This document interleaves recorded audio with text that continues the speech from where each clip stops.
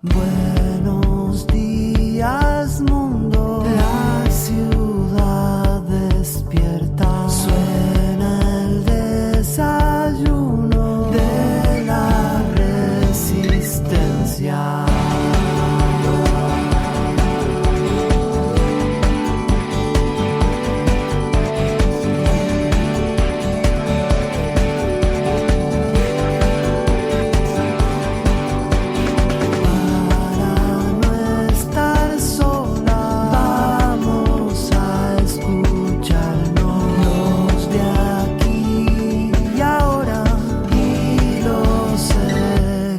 Triado.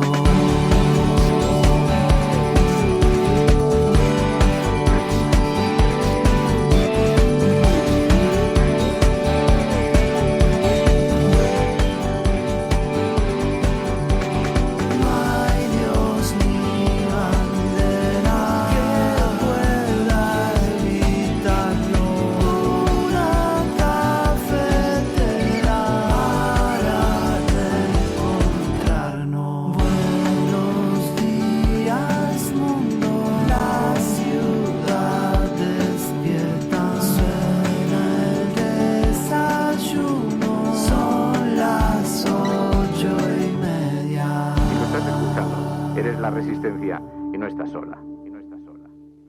La Cafetera es un programa de radio que se financia gracias a las aportaciones de los oyentes. Si te gusta el periodismo que defiende y sientes que te acompaña, hazte mecenas y ayúdanos. Infórmate en radiocable.com/mecenas. Buenos días, Resistencia. Llevo siguiendo este programa desde antes de 2016, donde me suscribí y me hice mecenas en julio de 2016. Me gusta el programa por las opiniones diferentes, sosegadas y que hacen ver los puntos de vista del ciudadano, no de las grandes empresas. Muchas gracias por existir. Son las 8:30 de la mañana. Las 7:30 en la Casa Museo de José Saramago, en Tías, Lanzarote. Buenos días, mundo. ¿Quieres un café? La Cafetera. Dirige Fernando Berlín. En el programa La Cafetera de Radio Cable. En una entrevista en Radio Cable. Durante 20 minutos en Radio Cable y dice todo lo que van a escuchar. Esta mañana en La Cafetera de Radio Cable. Radio Cable, que ha conseguido una auténtica primicia. Ha entrevistado esta mañana y ha conseguido situar esa entrevista y lo que le ha dicho en los titulares. Con María Navarro y Pilar de la Peña.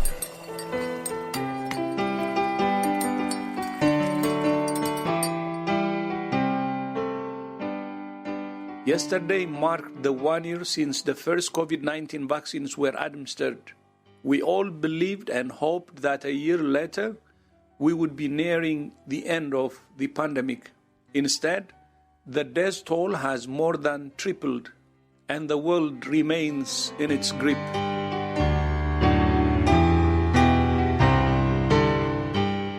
Agradecer al presidente Biden la organización de esta primera cumbre virtual para la democracia. Las amenazas del relativismo cultural en clave internacional o de la desafección por las instituciones democráticas en nuestros propios países son reales. Y para combatirlas debemos lograr que nuestras sociedades adopten un nuevo contrato social. Hoy venimos a hablar de la vida. Siempre me escuchan hablar del trabajo decente como base para una vida buena. Hoy venimos a hablar de esa vida en los centros de trabajo. Presentamos un plan para prevenir muertes y para situar la vida en el centro del trabajo. Lo que hoy presentamos aquí es una suerte de reto civilizatorio, convertir el trabajo, los lugares de trabajo, en sitios saludables y seguros, donde nadie ponga en riesgo su salud y, desde luego, donde nadie pierda su vida por trabajar. Uno de los factores que no se nos puede olvidar es la precariedad. La precariedad puede matar. Si les digo, la apuesta es muy compleja porque es estricta. Vamos a una apuesta en la que el contrato ordinario en nuestro país es el indefinido, el contrato estable, como en Europa.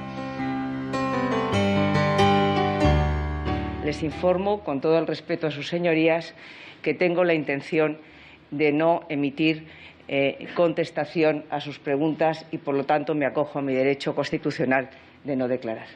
Por eso, señora Cospedal, muchos creemos ciertamente que cuando usted calla es porque tiene mucho que tapar y que el riesgo de decir algo en esta comisión es muy grande. Cuando se ocurre que una niña quiere jugar con alguna cosa como un balón de fútbol, cuando quiere jugar con unos policías, con unos muñecos de acción, o cuando un niño quiere jugar con unas cocinitas o quiere tener una muñeca. Ahí se han registrado muchísimos casos en nuestra sociedad de padres y madres que ante eso reaccionan con miedo, reaccionan como diciendo esto no es lo que nos corresponde, y al final muchas veces esto se hace de manera natural, ¿no? Todos nos hemos criado en este tipo de procesos, somos una sociedad que reproduce este tipo de valores.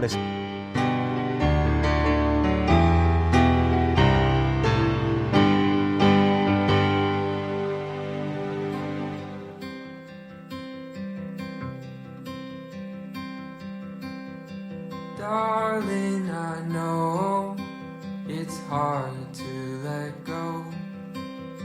Soon I will hold you again. Longer days when I'm away, but we'll both pretend to be bold. Darling, I've never been bold.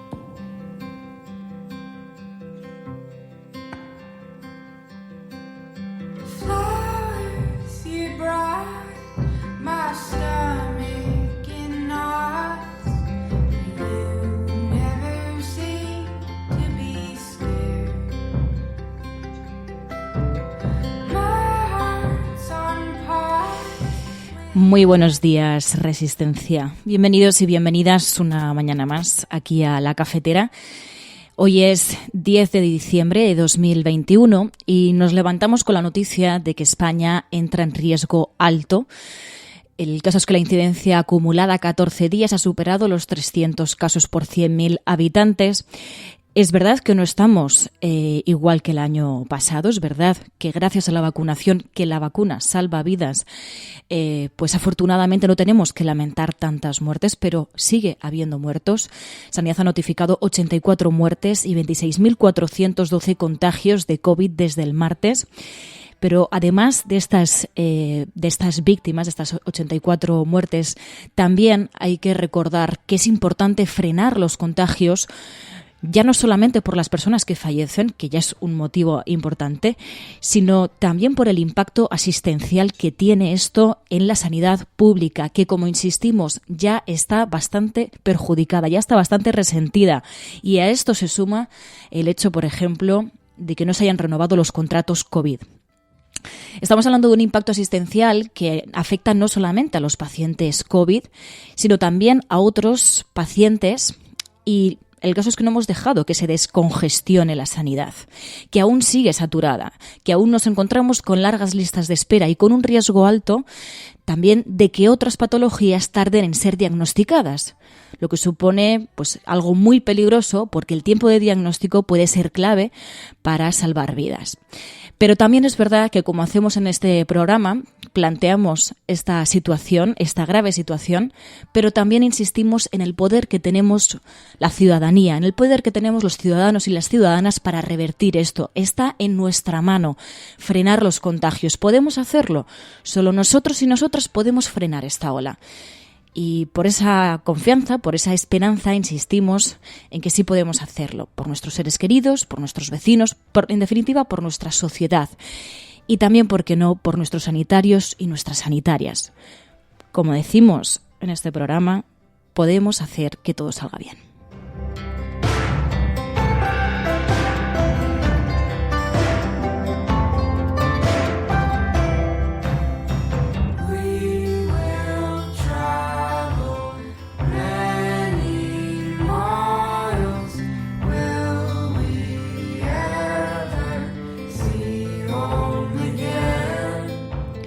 Como dice por aquí Rodrigo Martínez, que ya está comentando en el chat del programa, hay que tener cuidado y a la vez confianza.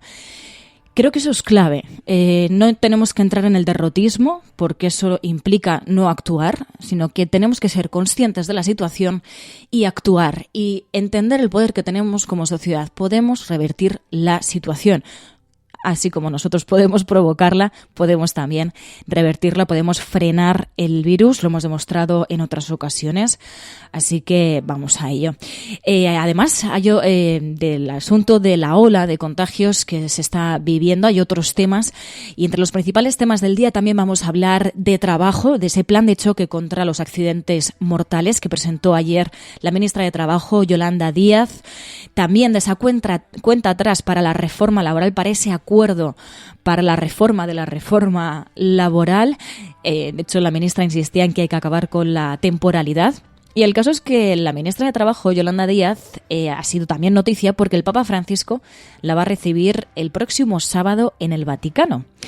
También de internacional vamos a hablar de esa cumbre de la democracia que ha liderado Joe Biden, y en España de esos presupuestos, de cómo, pues Esquerra Republicana ha presentado enmiendas parciales a los presupuestos por esa falta de acuerdo que hay sobre la ley audiovisual, y nos iremos también hasta el Congreso para hablar de Cospedal y de cómo se negó a declarar en la comisión de Kitchen.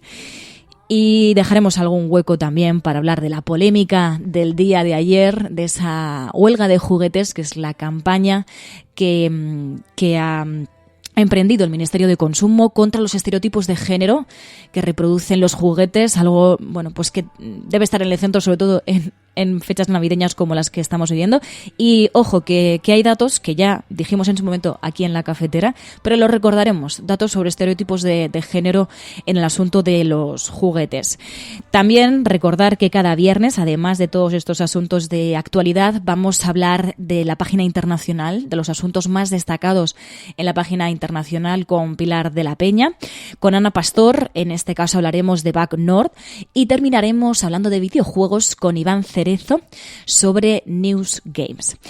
Y bueno, antes de pasar a todo esto, quería saludar a aquellas personas que os habéis levantado pronto, como Salva, como Ángel, Edimuscus, Mamen Paez, Elena Castillo, Demócrito, Kira, Pedro Quintana, Davierete, Sonia Asturix, Cafelito, Tania de la Fuente. ¿Cómo se nota, que venís descansados de esos días de descanso de puente? Porque estáis, os veo aquí a muchísima gente.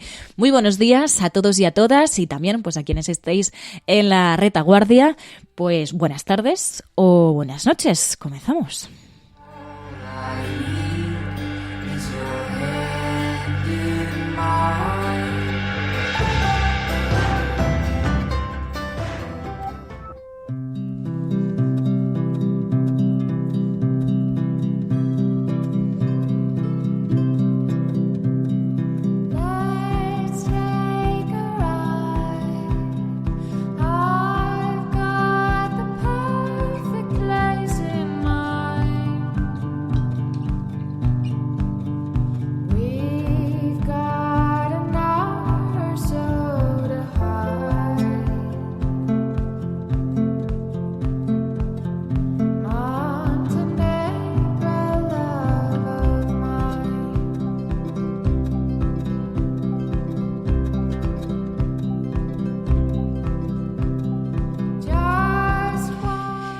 Bueno, y empezamos hablando de la situación, de la evolución de la pandemia. Nos encontramos, como decía, que España está en riesgo alto. De la incidencia acumulada a 14 días es de 305,57 casos por 100.000 habitantes, y Sanidad ha notificado 84 muertes y 26.412 contagios de COVID desde el martes. El caso es que es bastante relevante, sobre todo por las fechas que vienen. Todavía no estamos en fechas navideñas y estamos en esta situación. De ahí lo alarmante. De hecho, en el diario.es hablaban precisamente, ponían ese mapa sobre sobre los casos confirmados de COVID y hablaba de los focos de la sexta ola. Decía Huesca, Ourense e Irún por encima de los 1.000 casos de incidencia. Lo podéis ver en el diario.es, que ha recopilado las cifras de casos confirmados de COVID, la incidencia en 14 días y la evolución de la epidemia de más de 5.000 localidades. Y bueno, es un aviso también de cara a las fechas que vienen, esas cenas de empresa, que veremos si se mantienen, también de esos encuentros que hacemos en fechas navideñas con familiares, con amigos, y sobre todo yo creo que tiene que quedar claro el llamamiento a la prudencia, porque la situación es muy delicada. Y afortunadamente, sí, en España tenemos la suerte de haber conseguido que el 90% de la población esté vacunada. Sin embargo, como decían desde la OMS, es verdad que hace un año, pues anhelábamos esas vacunas. El director general de la OMS decía: se ha cumplido un año desde que se administraron las primeras dosis de vacuna contra la COVID. Entonces, todos esperábamos que un año después estaríamos al final de la pandemia. Sin embargo, recordaba, se ha triplicado el número de muertes a nivel global. Yesterday marked the 1 year since the first COVID-19 vaccines were administered. We all believed and hoped that a year later we would be nearing the end of the pandemic. Instead, the death toll has more than tripled, and the world remains in its grip.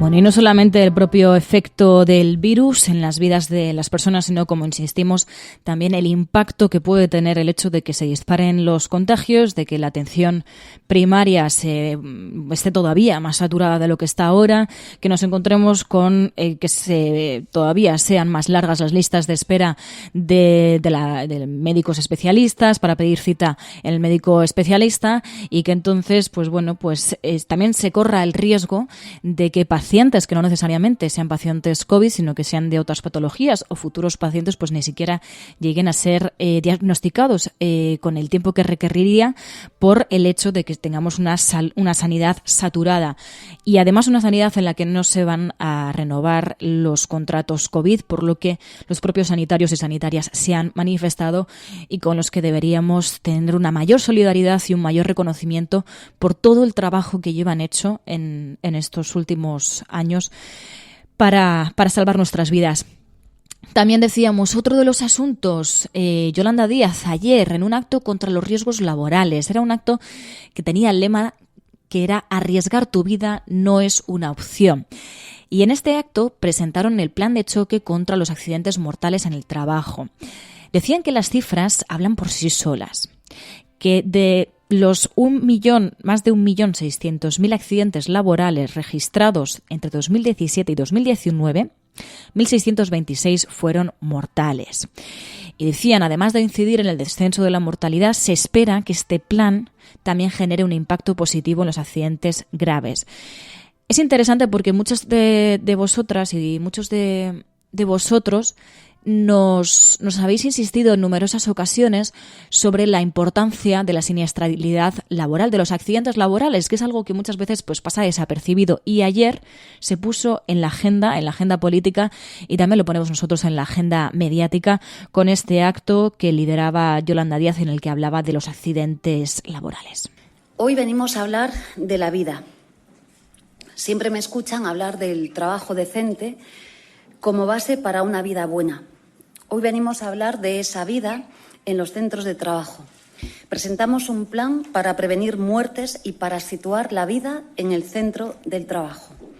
Lo que hoy presentamos aquí es una suerte de reto civilizatorio: convertir el trabajo, los lugares de trabajo, en sitios saludables y seguros, donde nadie ponga en riesgo su salud y, desde luego, donde nadie pierda su vida por trabajar.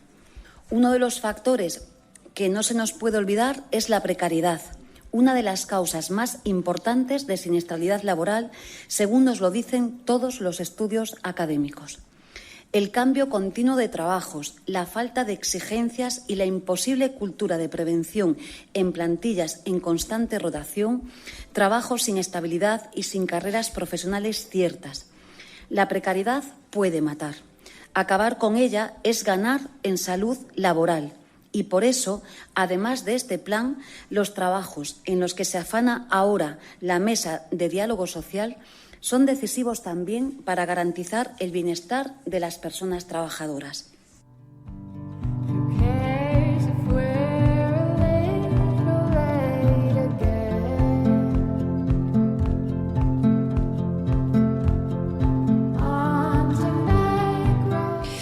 La precariedad puede matar. Decía Yolanda Díaz, insistía en cómo las condiciones laborales son claves para también incluso llegar a evitar muertes, y hablaba así también de la necesidad de que se consiga llegar a un acuerdo, de que el diálogo social triunfe en el asunto de la reforma laboral, que, como insistimos, una reforma laboral que ya va a contrarreloj, porque según se prometió, estamos ya a finales de año, y a finales de año pues se va a conseguir, se prevé que se consiga este acuerdo sobre la reforma laboral. Y Yolanda Díaz insistía en hacer frente a la temporalidad en el trabajo, en los contratos indefinidos, en que la norma sean los contratos indefinidos. Si les digo, la apuesta es muy compleja porque es estricta. Vamos a una apuesta en la que el contrato ordinario en nuestro país es el indefinido, el contrato estable, como en Europa. Vamos a un artículo 15 en el que puede existir un contrato temporal, pero con causa rigurosa que lo justifique. Y si no, conllevará, como por cierto dice la recomendación por país, pues todas las consecuencias que ello irrogue. Y vamos a hacer una excepcionalidad para abordar, es verdad que hay alguna tarea en nuestra economía que es puramente ocasional. Y aquí es lo que estamos discutiendo ahora mismo, cómo abordarlo. Pero vamos a un modelo estricto en el que el contrato ordinario, por excelencia, como en Europa, es el estable.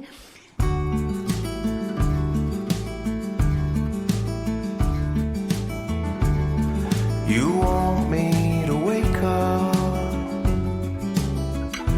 but I'm strangled in my sleep. You want me to shape up, but in my dreams I found relief.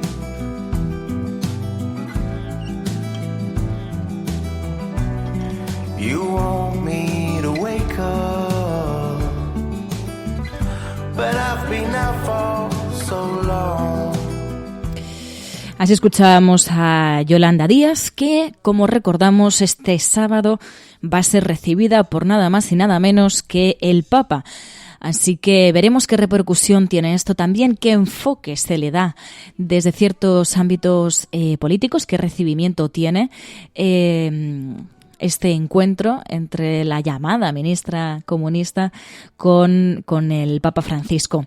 También en la página internacional, algo que ha llamado mucho la atención, que ha estado en el foco, la cumbre de la democracia que ha liderado el presidente de Estados Unidos, Joe Biden.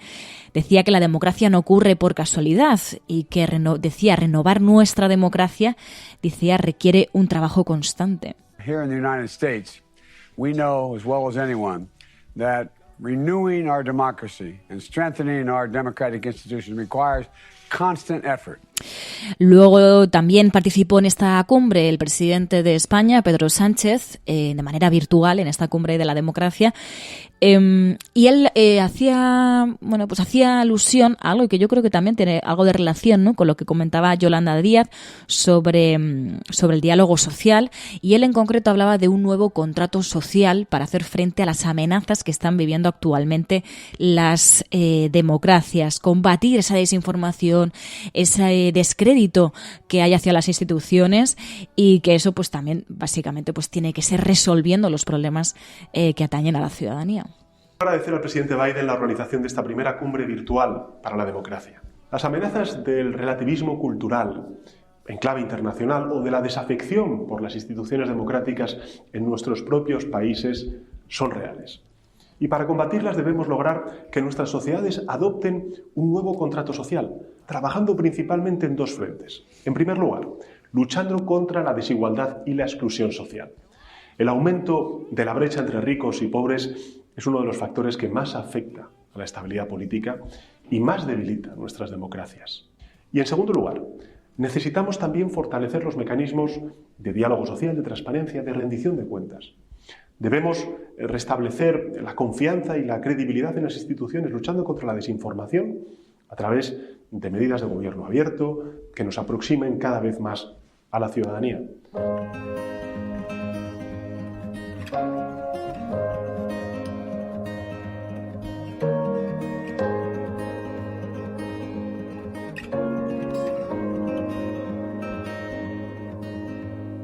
One less ticket before it's gone. One less summer before it's fall. Tune your strings and play your cards. Leave the words hit me like a game of darts. And you're beating on my drum, and you're beating on my door, running faster than my dream. Bueno, esto es uno de los asuntos que ha marcado la página internacional. Luego también hablaremos con Pilar de la Peña de los otros asuntos que también han marcado esta semana la página internacional, no solamente los temas internacionales, sino también de cómo ha visto la prensa internacional lo que ha ocurrido en España. En España, que ayer María Dolores de Cospedal se negó a declarar en la comisión de Kitchen. Lo lleva en portada el diario El País. Dice: Dolores de Cospedal guarda silencio sobre Kitchen. El diario.es también dice: Cospedal se niega a declarar en la comisión de Kitchen. Lo escuchamos. Y señorías, con todo el respeto que me merece esta comisión, como diputada que he sido de estas Cortes Generales y con todo el respeto al Congreso de los Diputados, en respeto al principio de división de poderes, a la Administración de Justicia, en respeto a las resoluciones judiciales, también en respeto y en garantía a mi derecho a la defensa, les informo, con todo el respeto a sus señorías, que tengo la intención de no emitir contestación a sus preguntas y, por lo tanto, me acojo a mi derecho constitucional de no declarar. Bueno, pues así sí decía Cospedal, que se negaba a declarar en esa comisión de Kitchen. No gustó al diputado Felipe Sicilia del Partido Socialista, que decía: muchos creemos que cuando usted calla es porque tiene mucho que tapar. Lo que sí que es verdad es que esto tiene un efecto sobre el crédito o descrédito que se da a la clase política, que hay que recordar que, bueno, pues según las encuestas sociológicas, la clase política pues no tiene muy buena nota, no le pone muy buena nota a la sociedad, y habría que pensar si este tipo de comportamientos, el negarse a contestar una serie de preguntas sobre una comisión, sobre un caso, en este caso que afecta al Partido Popular, en este caso que investiga el espionaje a Luis Bárcenas con fondos reservados, habría que preguntarse si realmente la actitud, en este caso de Dolores de Cospedal, beneficia o no a la imagen de la clase política. Felipe Sicilia a Cospedal le decía: bueno, muchos creemos que cuando usted calla es porque tiene mucho que tapar. Por eso, señora Cospedal, muchos creemos ciertamente que cuando usted calla es porque tiene mucho que tapar, y que el riesgo de decir algo en esta comisión es muy grande. Prefiere pasar el bochorno, porque creo que debe de ser muy bochornoso, que una persona como usted, que ha sido diputada de esta Cámara, que ha sido presidenta de Castilla-La Mancha, tenga que pasar por esta comisión sin decir nada. Que muchos ciudadanos pues no entiendan su actitud y puedan ver en su actitud lo mismo que vieron en la actitud de su marido, un desprecio absoluto a esta Cámara y a la soberanía nacional que aquí representamos. Porque, señora Cospedal, usted ya no está imputada. Usted ya podría contestar perfectamente lo que le preguntásemos en esta comisión. Y si no lo hace, señora Cospedal, créame que al menos desde mi grupo y yo mismo creo que es porque prefiere pasar el bochorno de no contestar y quedar ante la opinión pública como una persona que desprecia a esta Cámara y a la soberanía nacional antes que el peligro de que sus palabras el día de mañana puedan ser demostradas falsas. And I can't stop to breathe.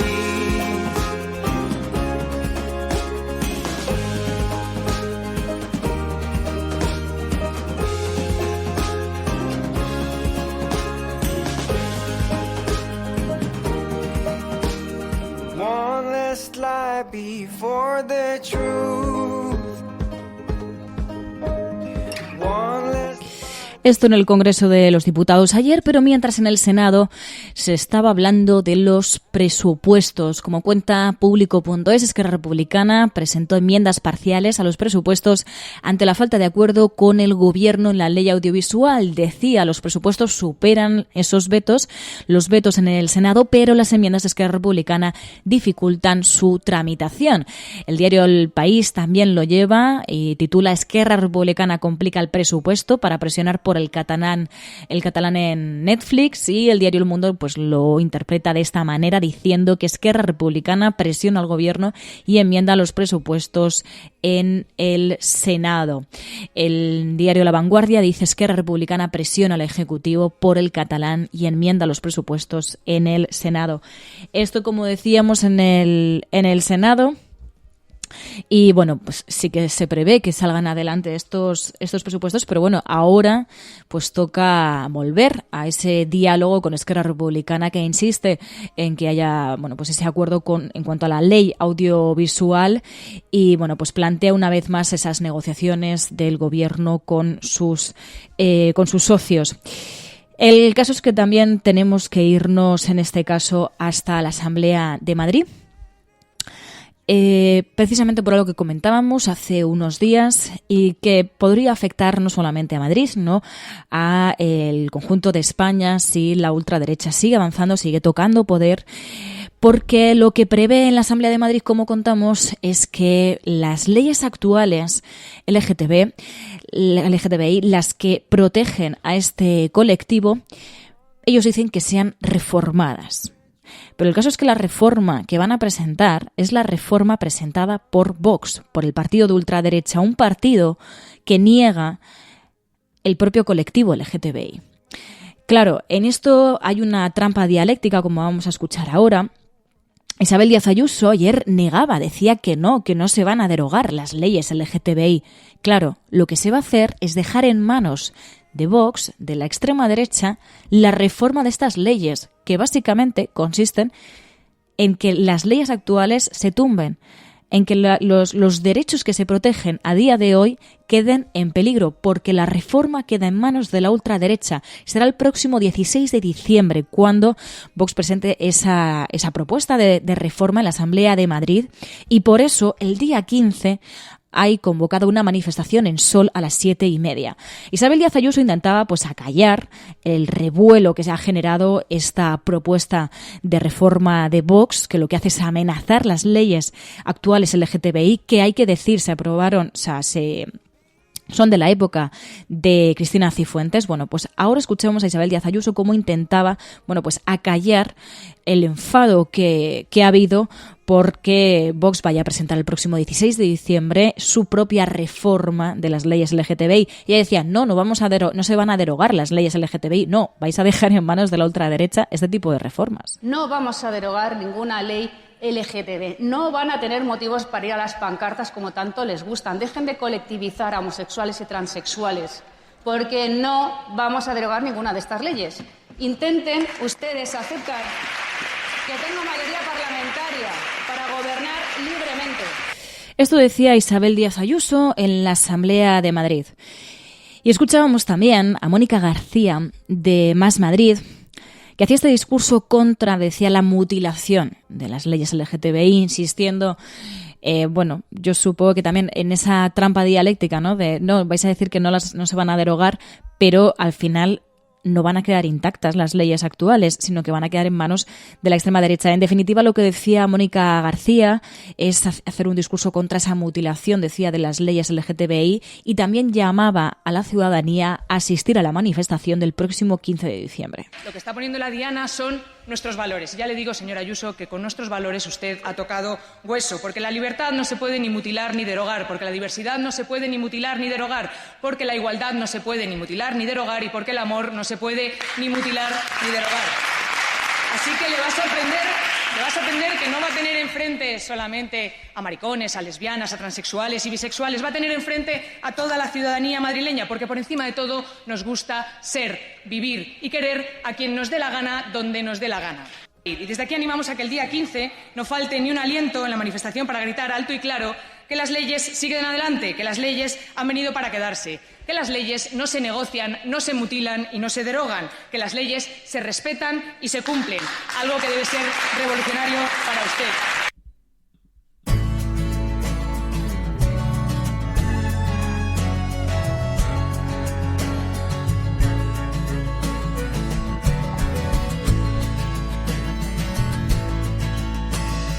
Watching the sunset on Tennessee hills.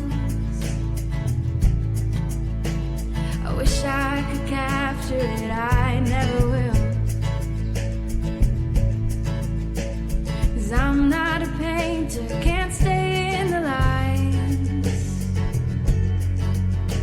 Just sitting here sipping on dandelion wine. It's starting to rain, but I don't feel a thing. Sitting now rocking on that old porch swing. Y bueno, esto, aunque ocurrió en Madrid, es un aviso a navegantes, es un aviso sobre las consecuencias de que la ultraderecha pues decida sobre los derechos de las personas LGTBI, como ocurre en el caso de Madrid. Veremos cómo sucede todo esto, cómo se suceden los acontecimientos, pero el caso es que el 16 de diciembre veremos esa defensa por parte del partido de ultraderecha de revocar la ley actual LGTBI, sí, según ellos para reformarla, pero el caso es que va a quedar en sus manos la protección, los derechos de las personas LGTBI. De ahí la manifestación del próximo 15 de diciembre.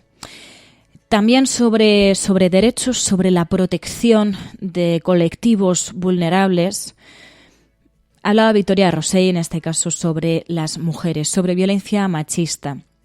Hablaba en un debate y hacía una reflexión sobre la importancia de la perspectiva de género a la hora de abordar crisis como la que se está viviendo en La Palma. Insistía, por ejemplo, en que haya perspectiva de género, por ejemplo, a la hora de realojar a las personas, ¿no?, en núcleos, con sus núcleos familiares, y que se tenga en cuenta, bueno, pues la situación que puedan tener las víctimas de violencia machista. Es difícil generalizar, pero es interesante precisamente analizar todas las crisis con ese enfoque de género, por el cual, bueno, pues en el estado de alarma dijimos, confinarse en los domicilios nos va a salvar la vida, sin duda, pero siempre tienes que tener en cuenta a quienes están sufriendo violencia de género, precisamente donde los demás nos sentimos seguros. Entonces, esa norma general no es tan general si no tiene en cuenta esto. Y con La Palma ha pasado un poco lo mismo. Los realojos no pueden ser indiscriminadamente familiares sin precisamente separar y ayudar a verbalizar y autoidentificar violencia a las mujeres que lo están sufriendo. Es difícil generalizar.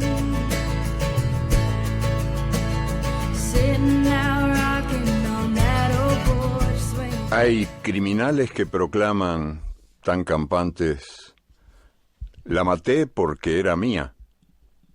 Así nomás, como si fuera cosa de sentido común y justo de toda justicia el derecho de propiedad privada que hace al hombre dueño de la mujer. Pero ninguno, ni el más macho de los supermachos tiene la valentía de confesar: la maté por miedo.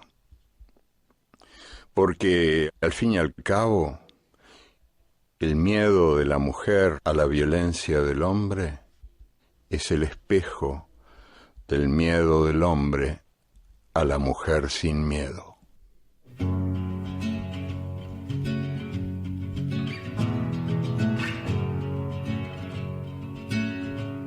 I was waiting in the undertow, set adrift with featherweight like bows, unaware of where my heart was. Y precisamente hablando también de perspectiva de género, ayer se convirtió en polémica el tema de la llamada huelga de juguetes, que es con el nombre con el que se ha lanzado esa campaña del Ministerio de Consumo contra la violencia sexista, contra la publicidad sexista en la infancia, y también para advertir sobre el riesgo de que se reproduzcan roles y estereotipos sexistas a través de los juguetes. De hecho, el próximo domingo se ha organizado un acto en el que se invita a niños y niñas, junto con sus juguetes, para que muestren su disconformidad con estereotipos sexistas, explicaba Público.es. Este evento será pues el domingo 12 de diciembre. Bueno, esta es la campaña. Podemos escucharla. ¿Juguetes del mundo? Llevamos años soportando que nos encasillen, que nos digan que fuimos creados solo para jugar con niños o solo para jugar con niñas. Que me digan que yo solo puedo jugar con Lola y no con Guille. Y ha llegado el momento de decir basta. Así sonaba una parte de esta campaña de la llamada huelga de juguetes. Se ve pues unos juguetes hablando. Pero esto es más es más serio de lo que han querido algunos ridiculizar, ¿no? Con este vídeo se presentó y en redes sociales pues os podéis imaginar los mensajes que recibió, ¿no? Muchos de apoyo, pero también muchos otros de intentando ridiculizar este asunto, cuando no es un asunto que haya que ridiculizar. Hay informes. Hace un año, en octubre de 2020, un informe del Instituto de la Mujer ya advertía de que los anuncios de juguetes siguen manteniendo las diferencias por sexo. Concluía que sigue existiendo una cultura visual apoyada en una idea tradicional de género, que ellas siguen mostrándose como cuidadoras, madres y también princesas, mientras que ellos siguen asociándose a guerreros, a héroes o aventureros. Y el caso es que un año después, este mismo año, en octubre, nada más y nada menos que la empresa de Lego actuaba contra estereotipos de género. Decía que iba a tener en cuenta estos estereotipos de género que se estaban reproduciendo a la hora de fabricar sus juguetes, sus productos y también de elaborar sus campañas de marketing. Esto lo hizo después de una encuesta mundial encargada por la propia empresa y a raíz de esto Lego decidía trabajar en eliminar estos estereotipos de género de sus juguetes. El estudio aseguraba que todavía hay roles de género en la industria de los juguetes y en muchas ocasiones son los propios padres quienes promueven estas conductas. Pero es que además la investigación decía que mientras las niñas sí que se muestran con más confianza para participar en actividades que no se les ha asignado y que son consideradas más de niños, sin embargo los prejuicios sí que están en los niños. Decían que el 82% de las niñas cree que está bien que las niñas jueguen al fútbol y que los niños practiquen ballet. Sin embargo, no ocurre así en los niños, en los que hay un porcentaje menor de niños que consideren que sea habitual, que sea normal que las niñas jueguen al fútbol y que los niños practiquen ballet. Es decir, que hay una presión sobre los propios niños, sobre esa masculinidad que siempre se utiliza como forma de presión para los niños y para los hombres, que son los que, en este caso, según esta encuesta mundial, consideran que no es normal que un niño, pues por ejemplo, haga ballet, ¿no? El caso es que en este contexto, en el que todavía hay estereotipos de género, hay prejuicios de género, el grupo Lego anunció que trabajaría incluso con UNICEF para garantizar que estos productos y el marketing de Lego estén libres, decía, de prejuicios de género y estereotipos perjudiciales. Así que sí, el caso de España no es un caso excepcional, es una cuestión que está sobre la mesa a nivel global y que no debería extrañarnos tanto, no deberíamos ridiculizar campañas como esta, ni tampoco vivir a espaldas, ciegos y ciegas, a lo que realmente todos sabemos. Y es que sí, lo vemos en los anuncios de publicidad, lo vemos en los propios juguetes, en los propios supermercados, lo hemos vivido nosotras, lo hemos vivido, también lo han vivido ellos. Ha habido unos estereotipos de género que se han perpetrado por cuando se han comprado juguetes, ¿no? En los juguetes con los que hemos jugado. Así que, bueno, ahí están los ejemplos, si quien quiera tomarlos. Hay encuestas globales, encargadas incluso por empresas como Lego, y bueno, pues ahí queda, ¿no? Más allá de la polémica, como sabéis, en este programa, además de los asuntos de actualidad, también tenemos cada viernes esos espacios de mayor sosiego en los que hablamos en profundidad, analizamos, por ejemplo, el caso de la página internacional con Pilar de la Peña. Podrán decir todos los periódicos del mundo lo que quieran. Secessionist parties in Catalonia have wasted no time following the reconvening. Vamos a esta hora con información de último minuto. A esta hora en España, el ex vicepresidente del gobierno. En España finaliza el recuento de votos en los comicios municipales y autonómicos con una participación del... En las últimas semanas hemos podido comprobar cómo los medios de comunicación internacionales... Imagínense cualquier lector de la prensa extranjera que descubre que al que se propone para el Banco Mundial... A Spanish nurse who helped treat 2 Ebola victims in Madrid has tested positive for the disease herself. Spain announced that a nurse is the latest to be diagnosed.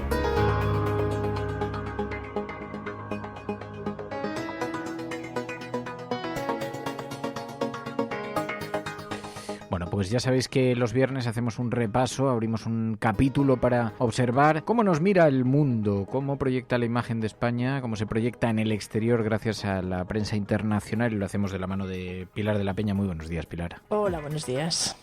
Oye, en una semana en la que hemos visto cómo The Economist destacaba a este país, decía, necesita inmigrantes. Y planteaba eso, sí, pero los sigue queriendo. Destacaba también el auge del discurso anti-inmigración, del discurso del odio, pero España necesita inmigrantes. ¿Por qué? ¿A qué lo atribuye The Economist? Bueno, en realidad era un reportaje en el que repasaba un poquito cómo España había pasado de ser, al menos según el semanario, un país extraordinariamente acogedor para los inmigrantes a ser un país en el que por lo menos se estaban replanteando algunas cuestiones, pero ponía de relieve que muchos análisis y que realmente España se había incorporado tarde a recibir el flujo de inmigrantes, pero lo había hecho de forma muy rápida y realmente con unas dosis y con unas altas tasas de éxito y de buena acogida de los inmigrantes en el país, ¿no? Pues recordaba que, por ejemplo, si en 1996 había 1,2 millones de extranjeros en España, en 2010 habían pasado a 6,6 millones y en general pues destacaba el semanario de forma bastante bien integrados, y destacaba que ahora España en el fondo se encontraba a dos cosas, se encontraba frente a dos cosas, a un test y a una elección, ya que por un lado el test y el examen iba a ser comprobar si España como país y como sociedad era capaz de integrar a toda la segunda generación de inmigrantes que se había asentado en el país, que era uno de los retos que tenía, y luego una elección que era decidir si quería acoger más inmigrantes, y en este sentido pues señalaba los numerosos análisis que enfatizan que España realmente necesita inmigrantes a causa de la baja natalidad y un poco pues para mantener las pensiones. En este sentido, por ejemplo, señalaba que se calculaba que para poder pagar las jubilaciones, España necesitaba unos 6 o 7 millones de trabajadores más, y hablaba incluso de 250.000 extranjeros que tenían que venir de fuera para mantener el cálculo y las pensiones en España. Aunque, bueno, hablaba de que probablemente esto iba a ser posible, que España podía seguir siendo un país de acogida, pero creía que podía llevar más trabajo, un poco por el auge de un partido como Vox, un partido que además calificaba abiertamente de extrema derecha, y en el que pues decía que se había de hecho construido su auge y su imagen haciendo numerosas campañas precisamente contra la inmigración, más generalmente ilegal, pero en general contra la inmigración. También hemos visto cómo de político destacaba la figura de Isabel Díaz Ayuso en su lista de políticos europeos del año, pero la definía como la santa patrona de los bares y la calificaba de reaccionaria. Sí, la verdad es una noticia que en sí misma vuelve a evidenciar el tirón que ha cogido Isabel Díaz Ayuso y su figura en la prensa internacional, porque es la única política española que aparece en la lista de políticos que cada año, la edición europea del digital estadounidense, cada año elabora unas listas en las que habla de los políticos, digamos, más poderosos, más influyentes y que más pueden han marcado y se cree que van a marcar el año político, en este caso en 2022. Y en esta lista, pues, el número 1 figura como la figura más poderosa, curiosamente es Mario Draghi, y luego aparece, pues, desde Olaf Scholz, Emmanuel Macron. Los divide en tres epígrafes, ¿no? Uno es las personas, los llaman los doers, los que hacen cosas. Otro, un poco los soñadores que tienen aspiraciones, y luego los disruptivos. Y en esta categoría está incluida Isabel Díaz Ayuso, está además incluida con figuras como Víctor Orbán o Alexander Lukashenko, entre otros, pero destaca que claramente es una figura que ha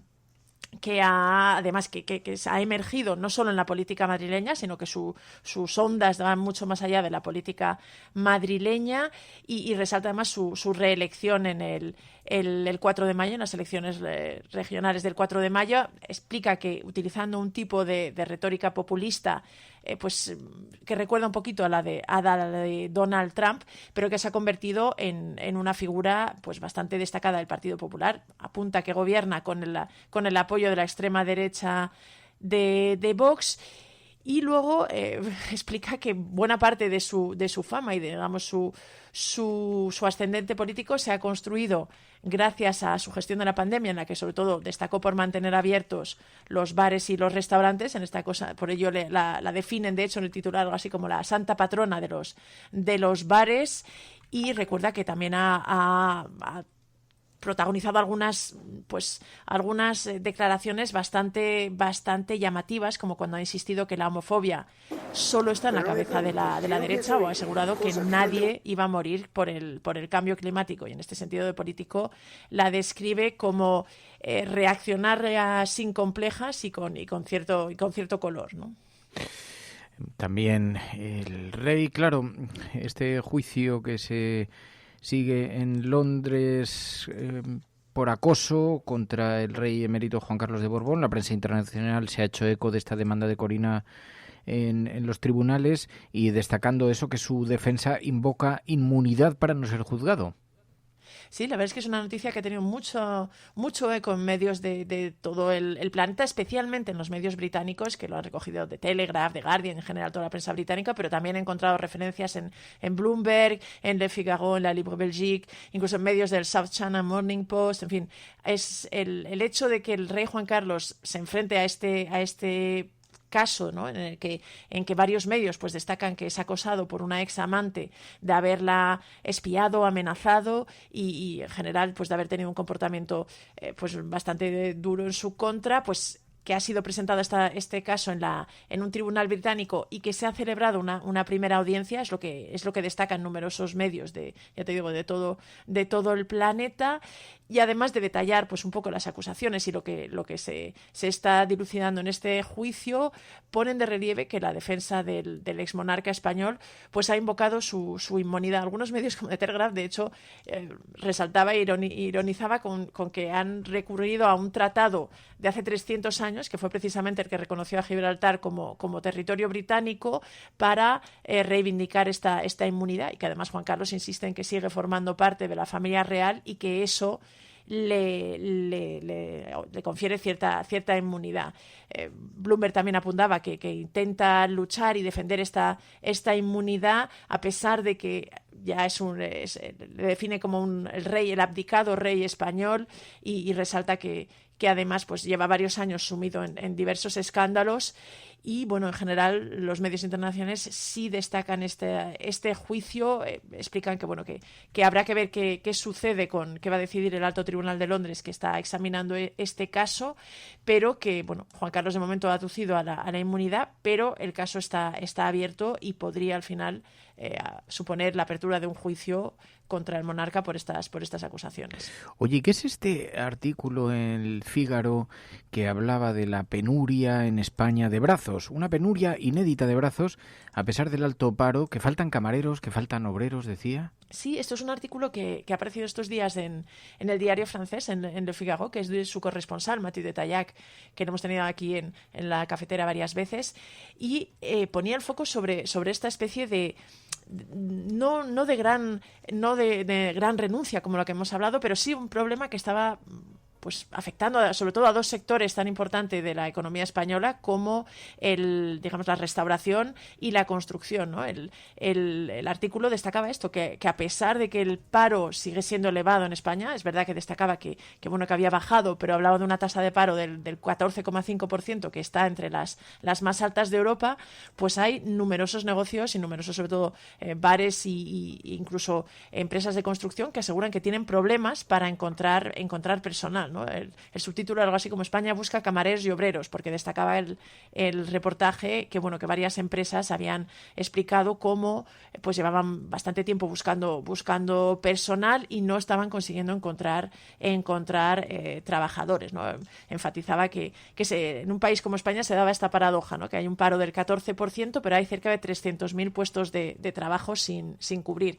Y Le Figaro también ponía de relieve que esto se da sobre todo en estos dos sectores, ¿no? Restauración y en general turismo y construcción, que habían sido dos de los grandes motores económicos de España, pero destacaba el diario francés que parece que ya no atraen a las grandes masas de trabajadores. También en estos días hemos visto en Le Monde a un artículo refiriéndose a España. Dicen que es el país de Europa que más ha reducido de forma más rápida las desigualdades entre hombres y mujeres, ¿no? Sí, la verdad es que es un reportaje bastante interesante. Es verdad que Le Monde, el diario francés, ha estado pendiente y ha publicado una especie de gran cuadernillo y un análisis sobre cómo está el tema de la desigualdad entre hombres y mujeres en toda Europa, y en este caso resaltan particularmente el caso de España, ¿no? El reportaje, que es de su corresponsal aquí, Sandrine Morel, pues detalla un poquito cómo España ha ido mejorando en este aspecto. Pues damos un poquito los datos de cómo se había integrado las mujeres en el mercado laboral a lo largo de estos años, que además tenía una tasa de presencia en el mercado laboral bastante importante, y sobre todo ponía de relieve este hecho, ¿no? Que España era posiblemente el país de Europa del Oeste que en los últimos 30 años la evolución había sido más rápida y más importante en la reducción drástica, que es lo que destacaba en el titular, además, una reducción drástica entre las desigualdades que habían existido tradicionalmente entre hombres y mujeres. Y por último, el fenómeno de La Casa de Papel. Ya es una serie muy aclamada en España, pero lo que hemos visto es que está teniendo una notable repercusión en el exterior, y el fenómeno de La Casa de Papel se ha extendido a medios como The Guardian o incluso en la NBC. Sí, la NBC de hecho ha sido bastante viral en estos últimos días la presencia de Úrsula Corberó, la actriz española, que es una de las grandes protagonistas de la serie, pues que realmente se inició en Antena 3, aunque luego se ha popularizado en Netflix. Y ha aparecido nada menos que en el programa de Jimmy Fallon, que es algo así como el late night de referencia en Estados Unidos, y ha aparecido la actriz, además ha tenido mucho éxito, hablaba muy bien inglés además en su entrevista, con motivo realmente del lanzamiento de la última temporada de la serie, que también ha sido destacado en el diario The Guardian, el diario británico, que realmente la serie española se ha convertido en todo un fenómeno, y seguimos viendo, ya te digo, en The Guardian, en más medios estadounidenses, ha tenido bastante buenas críticas en Estados Unidos, y bueno, en otras ocasiones que hemos hablado de otras series que eran fenómenos en todo el planeta, pues a lo mejor como la coreana El Juego del Calamar, en este caso concreto le está tocando a la Casa de Papel, que además con este fin de saga, pues está realmente llegando y está siendo destacada en numerosos medios de todo el globo. Pues Pilar de la Peña, muchísimas gracias como siempre, Pai. Muchas gracias a vosotras.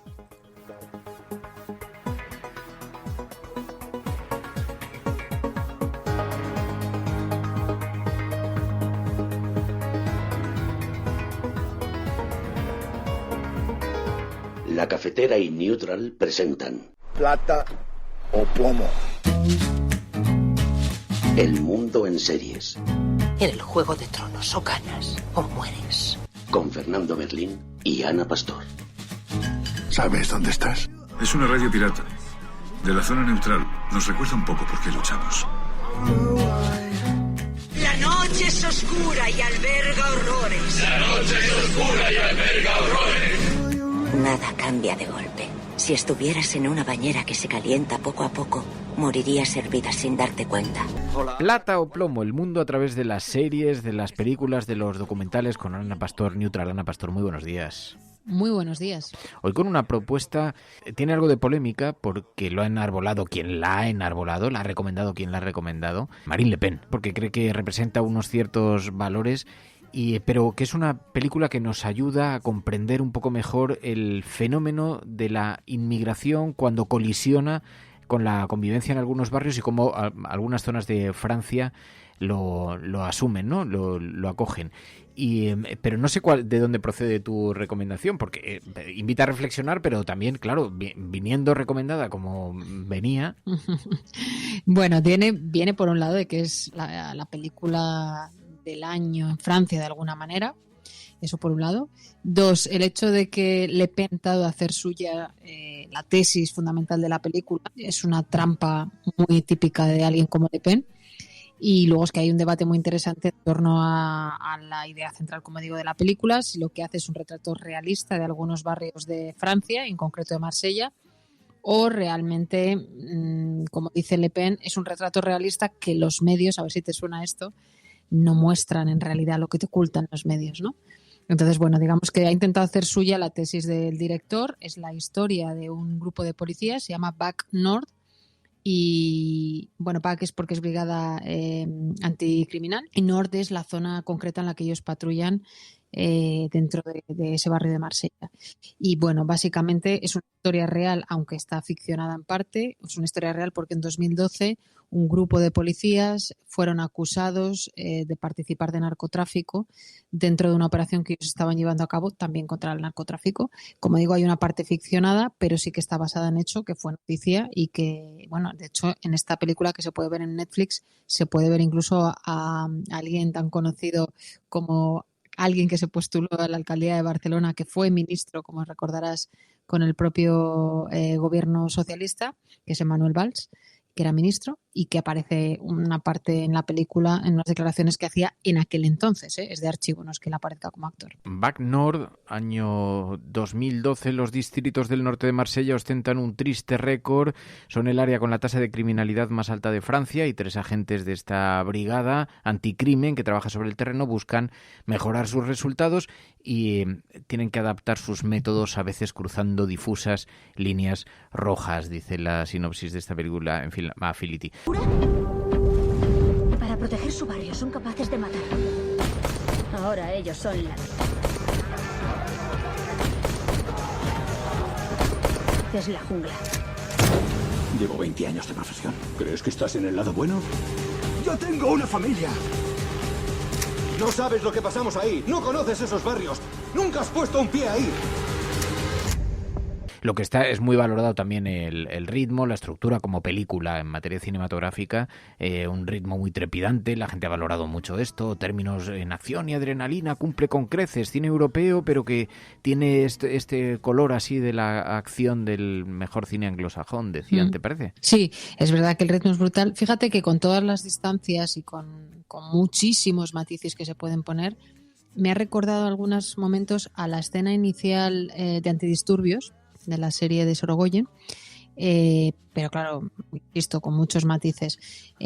Aquí una de las operaciones, la operación central contra la droga, no quiero hacer mucho spoiler, ya sabes, te genera una angustia mientras la estás viviendo porque no sabes cómo va a acabar ese momento en un edificio del centro de uno de estos barrios de Marsella muy golpeado por el narcotráfico y te mete completamente dentro, bueno, que casi sudas viéndolo, ¿no?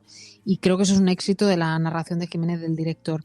Pero es verdad que como se hace en un año en el que va a haber elecciones, que además Le Pen rápidamente salió a hacer suya la bandera, pues ha generado mucha controversia en Francia, pero vamos, los actores principales son increíbles.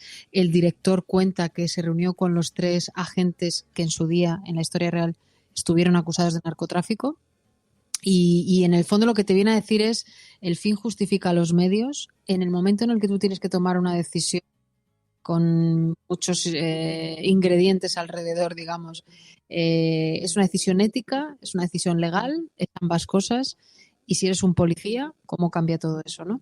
Y luego el apoyo que tienen o no los policías en estos barrios a nivel político. Los políticos presionan para que haya resultados y estadísticas a favor de la lucha contra el narcotráfico, y hasta dónde presionan a los agentes para que eso se consiga. Se preguntaban en el diario El País, ¿es apología ultra o es un retrato realista de las barriadas? Porque el hecho de que Marine Le Pen haya recomendado la película, decía, vayan a verla, tomen conciencia de esta terrible realidad, de la urgencia de retomar el control. ¿Tiene algo de apología ultra o tú dirías que no? Bueno, yo lo que creo es que Le Pen da por hecho que la gente no sabe que hay barrios de Marsella o de Francia donde el índice de crimen que es. Me parece absurdo pensar que por ir al cine vas a descubrir esa realidad, porque sí que se retrata. Es un mantra muy conocido por los partidos ultras, esto de lo que no te cuentan los medios, ¿no? ¿Significa que toda la criminalidad viene de gente que ha nacido fuera de Francia? No. Es más, algunas de estas personas han nacido ellos, sus padres y puede que hasta sus abuelos allí, ¿no? Hasta qué punto, como dice el nuevo candidato de la también ultraderecha, Zemmour, hasta qué punto alguien que se llame Ahmed puede ser considerado francés, ¿no? Entonces, es verdad que agita en esas aguas revueltas un vínculo muy xenófobo, ¿no? Que quien quiera lo va a comprar, evidentemente. Pero yo creo que la película está muy bien, creo que hay que verla, creo que no incita el voto a lo que antes era el Frente Nacional de Le Pen, que ahora ha cambiado el nombre y se llama Agrupación, y que tiene competencia incluso más allá de su ultraderecha. Y bueno, yo creo que las elecciones en Francia, por eso creo que es una buena recomendación, porque las elecciones en Francia van a marcar también muchas cosas. Va a aguantar Macron, Zemmour se va a comer a Le Pen, o el hecho de que haya varios partidos de ultraderecha va a dividir el voto. ¿Y qué tipo de mensajes? Porque claro, ya es muy bestia todo lo que decía Le Pen, aunque se haya intentado refinar. Ahora viene otra persona que es mucho más bestia que... Dicen que al director no le han gustado estos elogios de Le Pen, decía que le afligen y decía, bueno, pero no mostrar lo que yo percibo por miedo a que lo utilicen otros sería peor opción. Y parece que hay bastante debate en Francia con esta película. Dicen, ¿es apología de la extrema derecha o es un retrato hiperrealista de una Francia donde las bandas han impuesto su ley, donde en algunos lugares el Estado no existe, a diario la policía es humillada, pinta una imagen distorsionada, apocalíptica del país? Pero bueno, lo que está claro, como decías, Ana, es que calará el mensaje donde cale y algunos estarán dispuestos a echar la caña para tratar de pescar ahí en ese río revuelto, ¿no? Sí, además ella directamente no incita o invita a ver la película, sino que utiliza el argumento de la película para atacar a Macron, que es decir, hay un claro argumento electoralista de ella.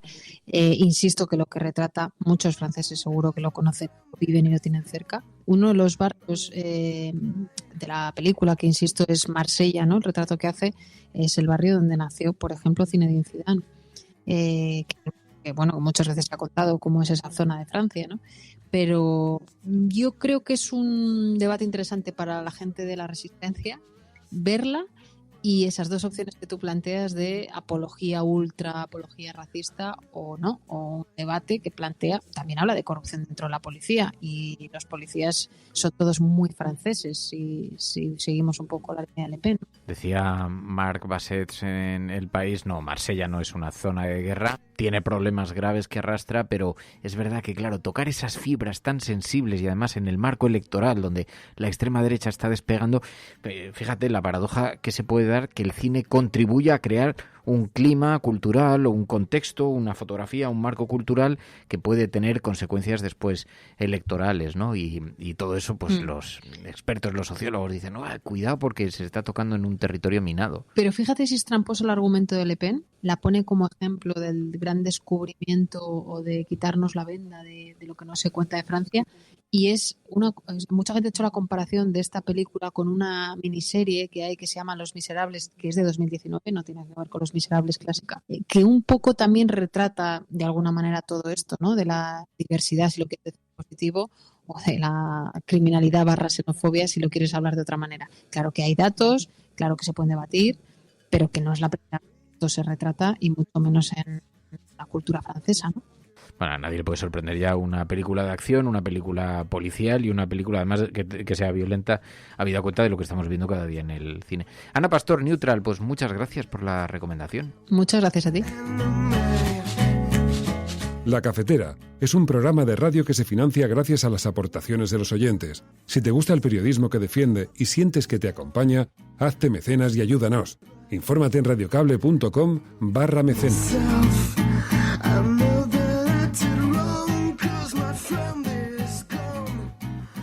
Tengo muchos amigos, muchos compañeros, mucha gente que me aprecia.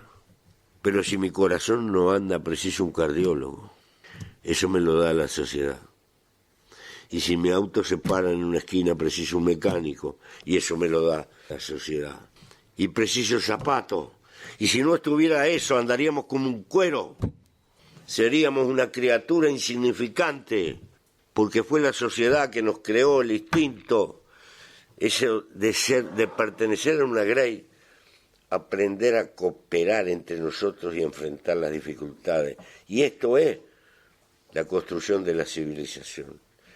La civilización no es otra cosa que la solidaridad intergeneracional, que nos cae como un regalo cuando nacemos, pero nos cae con sus dolores, con sus amputaciones, con sus mezquindades también. Y la lucha es eterna y permanente. Nunca vamos a llegar a un mundo perfecto. Vamos subiendo escalones. La esperanza no es llegar, la esperanza es caminar. No hay triunfo seguro. El único triunfo es volverse a levantar cada vez que uno cae y volver a empezar.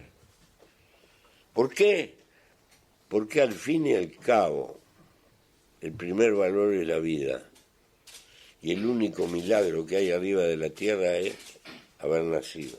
Peggy 18.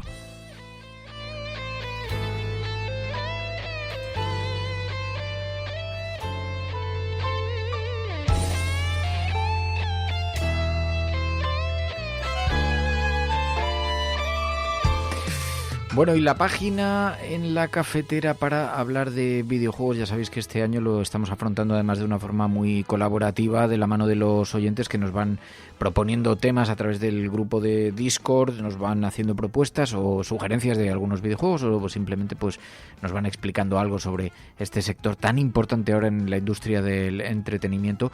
Y hoy con nosotros Iván Cerezo, que es oyente de la cafetera, es desarrollador, ha sido profesor en una academia de videojuegos. Iván Cerezo, muy buenos días. Buenos días, Fernando, ¿qué tal? Buenas, cafeteras. Que además nos traes una propuesta que es una auténtica pasada. Los News Games son juegos que se basan en noticias de actualidad, en información, en algún acontecimiento de actualidad, cosas de actualidad.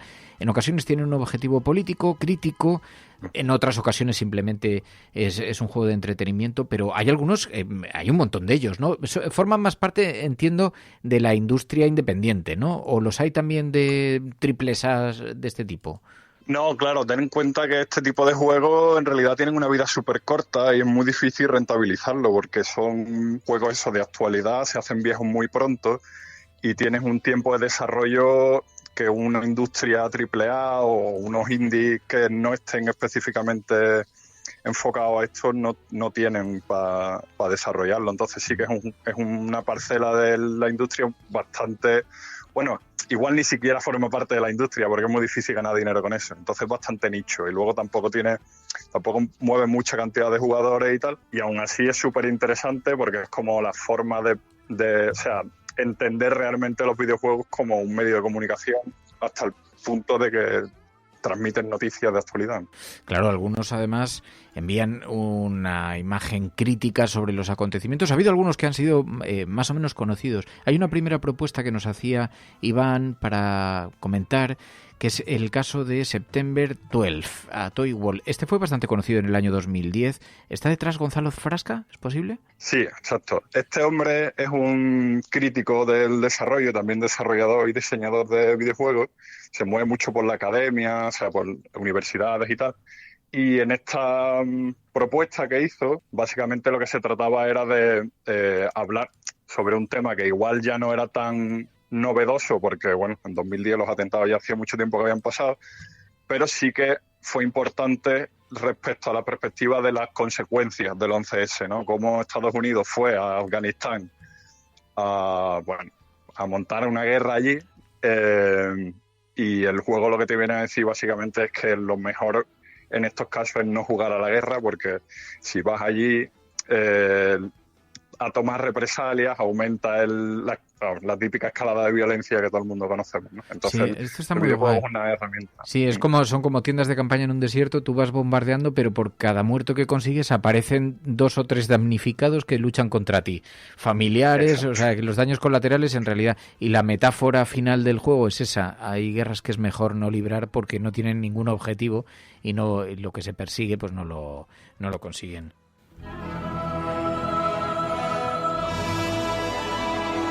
Es uno de ellos. Este fue muy conocido en aquel momento, lo recuerdo, pero también había otras propuestas que me han gustado, de las que nos enviabas, por ejemplo, de Mole Industria. Uno sobre McDonald's. Tiene varios él, ¿no? Me parece.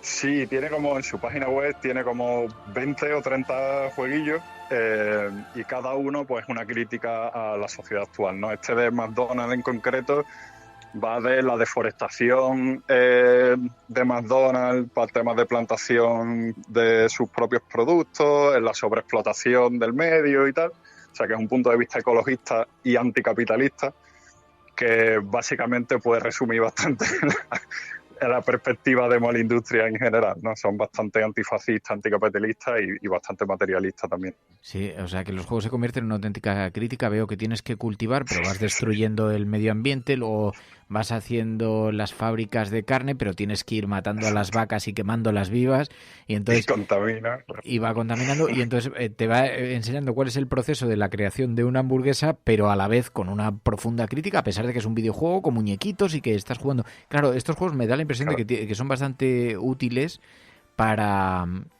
también para los críos, como elemento pedagógico, ¿no? Porque casi todos tienen un mensaje. Claro, mi punto de vista es que todos los videojuegos son pedagógicos igual que todos los programas de televisión son pedagógicos, simplemente hay que verlo con la perspectiva adecuada, ¿no? Entonces, si te pones a jugar un videojuego de guerra sin una perspectiva crítica, probablemente no será pedagógico. Si te pones a jugar cualquier juego de Mole Industria sin este tipo de visión, pues te estás perdiendo la mitad de la obra, ¿no? Entonces, claro. El caso de Mole Industria tiene claramente esa vertiente política y esa vertiente crítica, además de esa vertiente de actualidad que estamos comentando hoy, que hace que para mí sean tan interesantes, porque además sí que juega. Normalmente este tipo de juegos, como son muy virales y se consumen muy rápido, no se le presta mucha atención a las mecánicas y tal, que generalmente tienen que apoyar el mensaje del videojuego. Claro. Pero en este caso sí, por ejemplo, el tema del juego de McDonald's, sí que tiene ese respaldo de las mecánicas. Tiene otro también que es de razas de perros, de cuando Donald Trump estaba en la lucha por llegar a ser presidente, pues había como estaba como en boca de todos el tema de la raza y tal, y bueno, y con todo esto de el auge del fascismo en Europa también. Entonces en este juego lo que se hace es, tienes que cruzar perros para conseguir la raza perfecta, y los que no te valen los tienes que sacar del rancho, porque si no te fastidian la raza, ¿no? De alguna manera. Wow. Entonces, claro, tiene mensajes así de potentes y la verdad es que está bastante guay. Yo os aconsejo que le echéis un vistazo a la página, porque la verdad es que es genial. Tienen algunos muy potentes. Estoy viendo uno que es Phone Story, una crítica sobre el coltán, la obsolescencia programada, la basura también tecnológica, y estás jugando hasta con niños en una mina, ¿no? Exacto. Claro, este juego va de eso, de lo que tú dices, ¿no? De cómo lo rápido que va la tecnología y el consumo en Occidente, y el sobreconsumo, diríamos, en Occidente, y las consecuencias que tiene eso en otras partes del mundo, ¿no? En Sudán, creo que eran las minas de coltán, pues donde están las fábricas con la gente explotada ganando 4 duros, y etcétera, ¿no? Sí, pero sí, vaya, es otro de los... Sí, también después el ensamblaje en China, la basura en Pakistán, y bueno, cómo se consume después los gadgets y los móviles en en Occidente. Oye, hay otros ejemplos también muy interesantes. Hay uno que no he entendido muy bien, en Dimensions, Polytrop District. ¿Este de qué va? Sí, este para mí es especialmente bueno porque este surge en el contexto político de unas elecciones. Entonces, para explicar lo que es el gerrymandering, si no lo digo mal, es GERRYMANDERING, creo que está bien dicho. Si no, pasamos también enlaces por Discord y tal. Este juego consiste en redistribuir los distritos electorales para ganar unas elecciones estando tú en minoría. Entonces, digamos que un barrio rico de Madrid tiene mayoría de gente de derecha, ¿no? Por poner un ejemplo loco. Entonces, lo que haríamos con este gerrymandering es dividir los votantes de ese barrio para que voten en barrios colindantes en los que la gente de derecha no tenga tanta representación. Entonces, en lugar de ganar en un barrio por mayoría absoluta y en el resto del barrio perder las elecciones, lo que hacen es redistribuir esos votos y ganar elecciones en 3 barrios en vez de en uno. ¡Guau! O sea, pero esto claro. Es política electoral de primer nivel, estrategia política. Exacto. Para politólogos. Esto le va a gustar mucho a algunos amigos, a algunos compañeros. Y claro, es súper simple. Es muy sencillo porque tiene unos gráficos, estábamos mostrándolo ahora por Twitch, y tiene unos gráficos bien sencillos, porque son unos círculos de colores y tú vas ahí alterando los equilibrios en unas y en otras zonas, ¿no? Eso está muy bien. Oye, otro anónimo me decías, Zidane versus Materazzi. ¿Por qué? ¿Este cuál es? Claro, porque este es como un punto un poco más gamberro, ¿no? Porque estamos súper hablando de política, crítica y tal.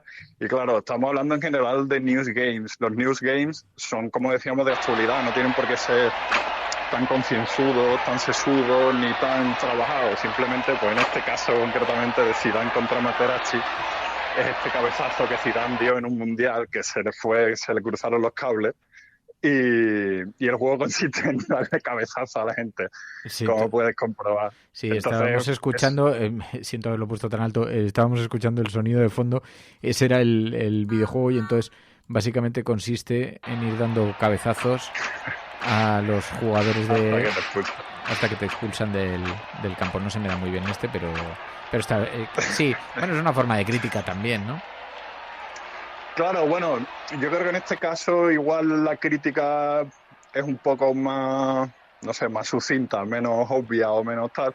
Creo que es un poco más, pues, gamberro, ¿no? De, venga, pues ha pasado esto, vamos a sacarlo totalmente de contexto, vamos a maximizarlo lo máximo posible y vamos a hacer algo que sea divertido y que nos podamos echar una risa, porque en realidad es que el juego tampoco tiene mucho más. Te metes, das cabezazos, te echas la roja y para tu casa. Claro. Y en 10 segundos ya no tiene mucho más, ¿no? Pero sí que es otro de esos ejemplos de pues, viralización. Este juego en su día se viralizó mucho.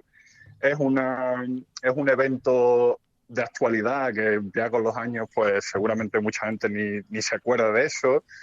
Entonces, como un resumen también muy, eso, como otro epítome de por qué los new games tampoco están a la orden del día o por qué no están al alcance de todo el mundo, ¿no? Porque son cosas que pasan de moda muy rápido y que en realidad mecánicamente tampoco son tan atractivos como para enganchar durante años. Claro. Oye, tuviste unos alumnos que hicieron un juego también sobre el muro de Trump. Claro. Esto es que, como ya hemos comentado alguna vez, porque también os he mandado algún mensajillo y tal a la sección, yo me dediqué al estudio académico de videojuegos, ¿no? Entonces, mientras que estaba también en esta academia, en Aula Arcade, en Sevilla, hacíamos, que por cierto, desgraciadamente ya cerró, un saludo a todos los excompañeros, pues yo estaba al cargo de los alumnos, de sus trabajos finales, etcétera, ¿no? Entonces, pues yo les proponía un diseño y ellos lo terminaban de completar con lo que ellos querían, ¿no? Entonces, en este caso, el diseño era pues una frontera, tener que defenderla y tal. Y ellos lo que hicieron fue que tú trabajas como si fueras Trump o el ejército de Trump y estás recibiendo a mexicanos, ¿no? Entonces, como una crítica al punto de vista de Trump, que veía a los mexicanos simplemente como, pues eso, como tacos, como, claro, sí. Claro. Claro. Sí, hay tacos, chiles, maíz, claro, y qué Claro. bueno, está muy bien, los iconos, la iconografía y también la crítica, ¿no? Lo que representa también. Qué bueno, y esto lo hicieron tus alumnos, pues está muy chulo. Oye, pues es una aproximación a los videojuegos muy, muy interesante porque... es crítica en algunos casos, crítica actual, pero se fundamentan en noticias de actualidad y es una forma de acercarse al mundo de los videojuegos de gente que de otra manera pues no le dedica mucho tiempo y se los encuentra. A veces son videojuegos muy sencillos, hechos en Flash y que juegas directamente en HTML5, o son muy sencillitos que los encuentras en la web. Son online directamente, no tienes que instalarte. Algunos son muy básicos, otros son más complejos. Veo de tus alumnos, por ejemplo, que está para Google Play, por ejemplo, Sí. ¿no? Para los móviles, supongo. Sí, para Android solamente. Sí, en realidad normalmente lo que se hace es utilizar la forma más sencilla de consumo para estos juegos porque antes Flash era como cualquier ordenador con cualquier navegador lo puede usar. Ahora es como cualquiera lleva un teléfono encima. Entonces como que se van buscando los rincones para poder llegar a más gente lo más rápido posible porque si no se te hace viejo el juego, ¿no? Claro. Le decimos de que esté más actualidad. Es como básicamente... como lo que hacéis en la cafetera o lo que hacen los medios de comunicación en general, es como intentar encontrar la forma de llegar más rápido a la gente para que lo que contéis todavía tenga sentido y por supuesto siempre va con vuestra firma, ¿no? Con vuestra crítica o vuestro punto de vista, ya sea más explícito o menos explícito. Pues está muy, muy, muy guay. Iván Cerezo, te lo agradezco muchísimo, te agradezco este paseo. Videojuegos basados en noticias, los News Games, que hay una buena variedad. Iván Cerezo, gracias de corazón. Muchas gracias a vosotros y que vayan muy bien estas Navidades y a ver si vienen muchos mecenas nuevos. Un abrazo fuerte. Gracias, Iván, un abrazo muy fuerte.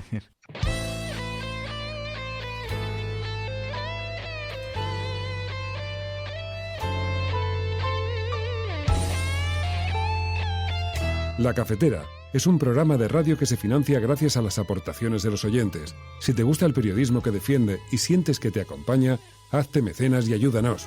Infórmate en radiocable.com/mecenas.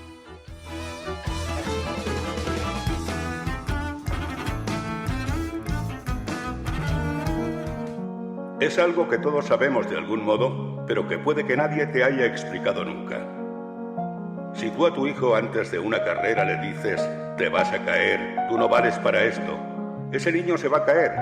No hay más opciones, porque le has hecho creer que es posible. Y hay algo que le empuja a cumplir la profecía. Pero si en lugar de eso a ese mismo niño le dices, corre, vuela, no te detengas. Y si te caes, aquí estoy para levantarte, ese niño jugará mejor que si nunca le hubieras dicho nada. Hay una responsabilidad ineludible en cómo hablamos, en cómo tratamos a los demás, porque nuestras palabras tienen un poder más grande de lo que nunca hubiéramos imaginado.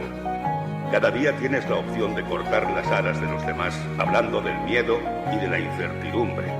O puedes dejar que tus palabras les empujen hacia sus metas, confiando en la capacidad infinita que hay dentro de todo ser humano. Se conoce como efecto Pigmalión y funciona en cualquier momento de nuestras vidas.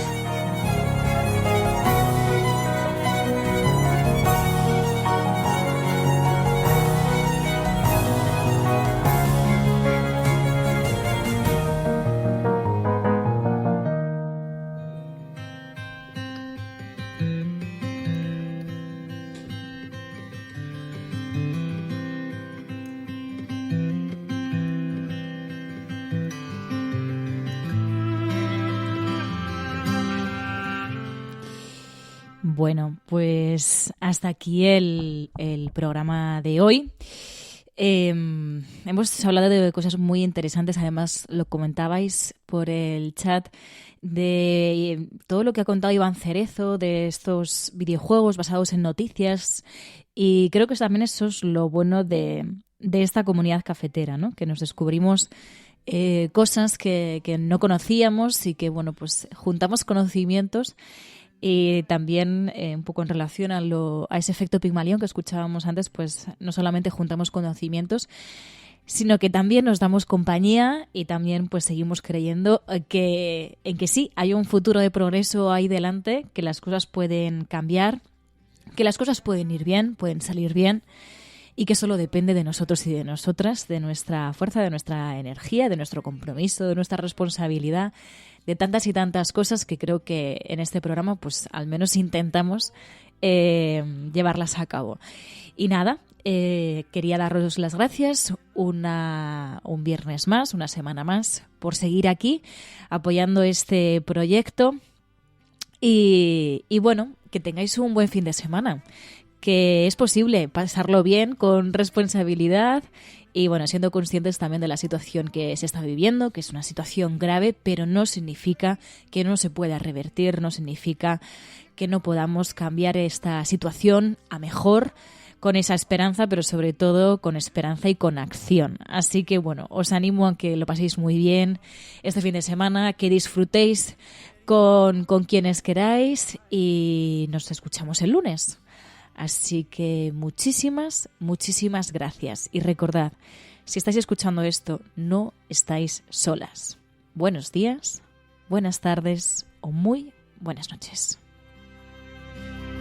May you find that your heart, it burns as big as your mother's, and your smile just as bright.